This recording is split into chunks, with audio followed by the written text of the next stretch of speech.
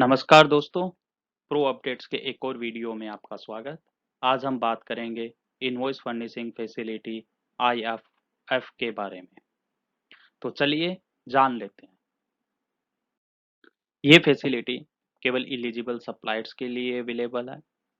सो जो सप्लायर्स जिनका टर्नओवर 1.5 करोड़ से कम है, जो अभी GSTR1 क्वार्टरली बेसिस पे फाइल कर रहे हैं और जिस महीने का इनवॉइसेस अपलोड करना है वो महीने का टर्नओवर 50 लाख से कम है, तभी इस फैसिलिटी को यूज करते हुए अब इनवॉइसेस अपलोड किए जा सकते हैं। ये फैसिलिटी 1 जनवरी 2021 से अवेलेबल होगी। तो नवंबर और दिसंबर के जो इनवॉइसेस हैं वो GSTR1 में अभी जैसे हम फाइल कर रहे हैं क्वार्टरली बेसिस पे, वैसे ही फाइल करने हैं, राइट। अब बात कर लेते हैं वर्क फ्लो के बारे में। तो जैसे क्वार्टर में 3 महीने होते हैं, तो ये फैसिलिटी के थ्रू केवल फर्स्ट एंड सेकंड मंथ के B2B credit note debit note ही अपलोड किए जा सकते हैं। तो जो भी B2CS इनवॉइसेस होंगे वो अपलोड नहीं होंगे। उन सब के लिए GSTR1 के थ्रू ही उनको अपलोड करना पड़ेगा, यानी कि मंथ 3 जो हमारा क्वार्टर एंडिंग है उसी का वेट करना पड़ेगा। अभी जो हमने अपलोड कर दिया उनका क्या होएगा, वो ऑटो फ्लो होएगा या नहीं होएगा? तो बिल्कुल जी, जो भी हमने अपलोड कर दिए हैं वो B2B invoices credit note debit note जो भी अपलोड हुए हैं सारे के सारे ऑटो फ्लो होके GSTR1 में रिफ्लेक्ट होंगे।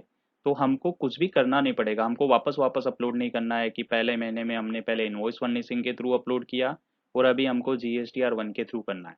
तो बिल्कुल ऐसे ज़रूरत नहीं है। इन इनवॉइस फर्निशिंग फैसिलिटी है और जो GSTR1 है उसके बेसिस पे GSTR2A and 2B auto populate होंगे। उसमें जो भी हम यहाँ पे डेटा डालेंगे वो डेटा वहाँ पे रिसिपिएंट्स को दिखने लग जाएगा और रिसिपिएंट उसके बेसिस पे क्रेडिट ले पाएगा। तो जैसे अभी कई रिजिम में जो भी क्वार्टरली रिटर्न फाइल हो रहा है, तो जैसे 1 मंथ बस फर्स्ट मंथ में जो भी इनने इनवॉइसेस रेज किया उसका क्रेडिट लेने के लिए सप्लायर्स को 4 महीने का वेट करना पड़ता है।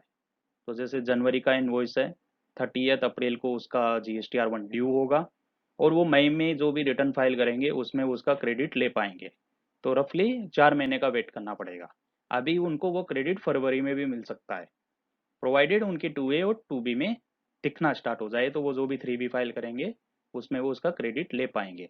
तो ये सप्लायर पॉइंट ऑफ व्यू कि मुझे एक साथ क्वार्टरली बेसिस पे सारे के सारे इनवॉइसेस अपलोड नहीं करने हैं, मैं मंथली बेसिस पे भी और रियल टाइम बेसिस पे भी मैं जैसे जैसे इनवॉइसेस रेज कर रहा हूँ मैं वैसे वैसे भी अपलोड करके रख सकते हैं और जब मंथ एंड होएगा उसके बाद में उसको फाइल कर सकते हैं।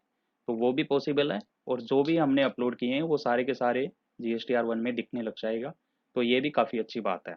और सप्लायर्स के लिए तो ये सारी बातें हुई और जो रिसिपिएंट है उनके लिए अच्छी बात है कि उनको क्रेडिट मिल जाएगा। तो ये ओवरऑल एक अच्छा चीज़ है, बहुत पहले आ जाना चाहिए था, लेकिन चलो देर से आए दुरुस्त आए। अभी हम इस फैसिलिटी को यूज करते हुए आप इनवॉइसेस भी अपलोड कर सकते हैं, रिसिपिएंट भी क्रेडिट ले सकता है। सो ओवरऑल यही था इनवॉइस फर्निशिंग फैसिलिटी के बारे में।